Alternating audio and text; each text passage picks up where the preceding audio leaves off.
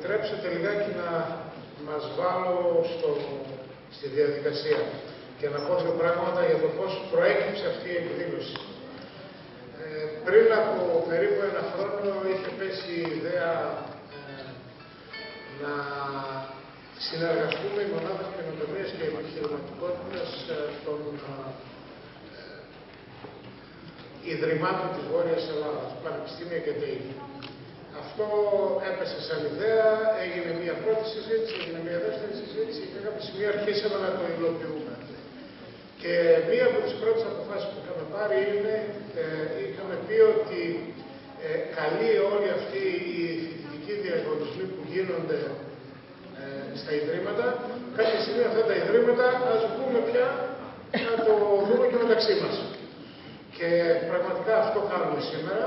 Χαίρομαι πάρα πολύ που έχουμε εδώ ομάδες από 8 Ιδρύματα της Βόρειας Ελλάδας. Θα τις αναφέρουμε σιγά σιγά όταν θα έρθει η ώρα τους. Από 10 Ιδρύματα που είμαστε στη Βόρεια Ελλάδα και που συμμετέχουμε σε αυτήν την καταρχήν άτυπη συνάντηση, τα 8 κατέβασαν ομάδες και είναι εδώ να τις παρουσιάσουν.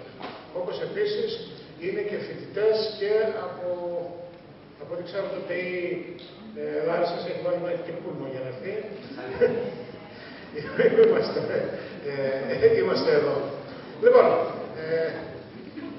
τι κάνουμε σήμερα. Σήμερα, εκτός από τα εισαγωγικά που θα πούμε και από δύο καλές κουβέντες που θα πούνε οι συνάδελφοι από τα άλλα Ιδρύματα, θα έχουμε δύο καλές πρακτικές. Η μία καλή πρακτική είναι επιχειρηματική πρακτική και είναι παρουσίαση της startup More Than Thames με τον Τριοπολίδη τον Γιώργο, και η δεύτερη είναι από τη μεταπτυχιακή φοιτήτρια του ΤΕΙ Θεσσαλονίκης, την Γρηγοριάδου τη Λελεάνα, που θα μας παρουσιάσει το κεφίρ. Αμέσως μετά θα ξεκινήσουν οι 15 τελικά ομάδες. Στο πρόγραμμα, όσοι το είδατε, γράφει 13, αλλά 15 είναι οι ομάδες που θα συμμετέχουν. Η κάθε ομάδα θα έχει ακριβώς 5 λεπτά. Δεν θα έχει παραπάνω. Προετοιμαστείτε γι' αυτό και θα έχουμε και χρονόμετρο με μία βόμβα. Σκάει η βόμβα, σταματάμε. Άρα θα το βλέπετε, άρα θα μπορείτε να το δουλέψετε και να το επιταχύνετε κι εσείς ανάλογα με το πώς θέλετε. Λοιπόν, και ακριβώς την ώρα της, κυρία Ορφανού, ακριβώς την ώρα της είναι η πρώην ειδική γραμματέας του ΕΣΠΑ, η Φέη Ορφανού, η οποία είναι και η κεντρική μας ομιλήτρια σήμερα με θέμα μετά την επιχειρηματική ιδέα τι. Γιατί το μεγάλο ερώτημα είναι, εντάξει, είχαμε καλές ιδέες και μετά τι κάνουμε. Πώς αυτήν θα μπορέσουμε να τη βάλουμε κάποια στιγμή σε μία σειρά να εφαρμοστεί. Φαΐ, ναι. Δύο διαλογισία πάνω ή στους κριτές. Κάτω που είναι στους κριτές. Από εδώ πέρα θα πάρεις.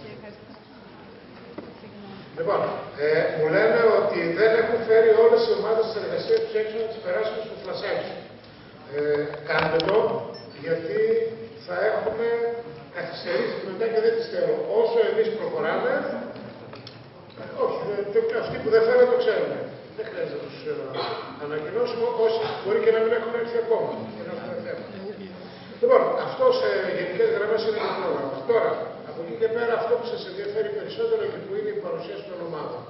Οι ομάδες ήρθαν με μία σειρά προτεραιότητας όπως ήρθαν σε εμάς, όπως παραλαμβάνουμε δηλαδή τις δηλώσεις του για να συμμετέχουν. Πήραμε με αυτή τη σειρά, τους αριθμίσαμε, το βάλαμε αυτό σε έναν αλγόριθμο, με μία τυχαία σειρά, αυτό ανακατεύτηκε και βγήκε μία σειρά με την οποία θα παρουσιάσουν τυχαία, απολύτως.